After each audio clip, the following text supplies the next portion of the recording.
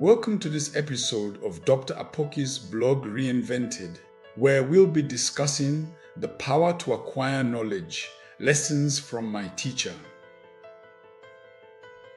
When I was in Form 3 at Government College, Ogheli, my geography teacher, made a profound statement that has helped form my life.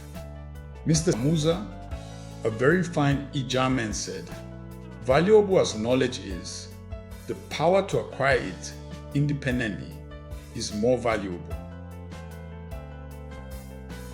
This statement shaped my approach to the quest for knowledge. Coming from a very poor background, I realized very early that getting knowledge was what would break the yoke of poverty. I also realized that certificates or report cards do not make you knowledgeable. They only show that you have passed an examination at a certain time. What stands you out from the crowd is the understanding, application, and display of what you know. I found out early that knowledge has depth, width, and height. Parents and students today are more interested in marks, grades, and certificates. This makes them cheat and cut corners to move to the next levels of academic certification. I recently found out at postgraduate level that many Nigerian graduates are very ignorant because they don't read outside what is in the narrow sphere that will make them pass examinations. People go to school because they want to graduate and work, not necessarily to be cultured and schooled. The Bible says, "By wisdom a house is built, and through understanding it is established. Through knowledge its rooms are filled with rare and beautiful treasures." A knowledgeable man is not empty, while the empty individual is focused on flamboyant dressing, noisy music, drinks, and flashy cars. The fullness of a knowledgeable person is in his mind. I recently did a master's course in a university in public administration. Some of my course mates were questioning my simple lifestyle. When the first year result was released, I had 6 B's and 2 A's with a GPA of 4.25 out of 5. Suddenly, they started respecting me more. I don't have respect for anybody who doesn't know what he is doing. To get knowledge is a personal effort. You must go to school. You must listen intensely with the sole aim of drinking and absorbing knowledge. I get the same sensation a drunkard gets when I acquire new knowledge.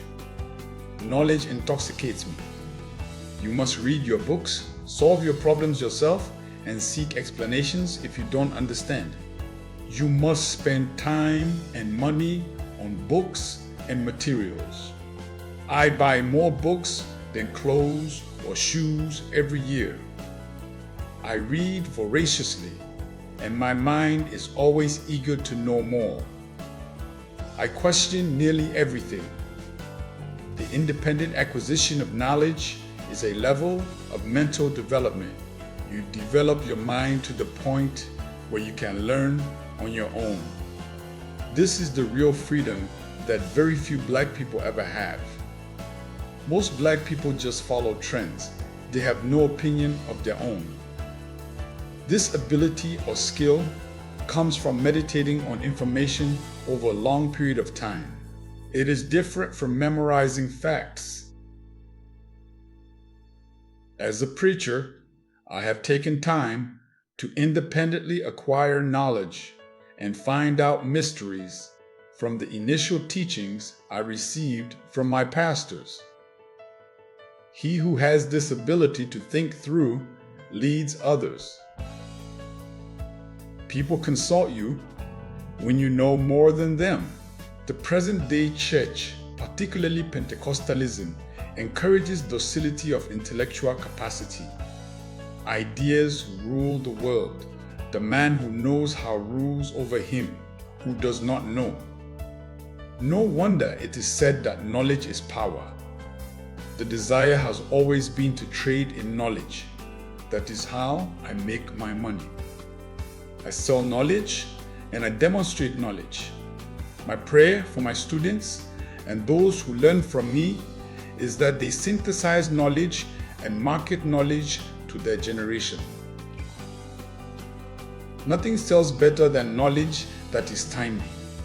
When teachers and parents help children to cheat in examinations or want their children to be promoted to the next levels despite flawed academic foundations, they take away this vital energy in them for independent thought and deductive reasoning. That is why very few black nations can do things on their own. We need expatriates to farm for us, construct roads, and even help train our soldiers.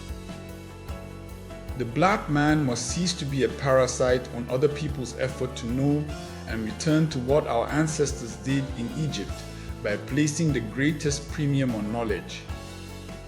God bless you.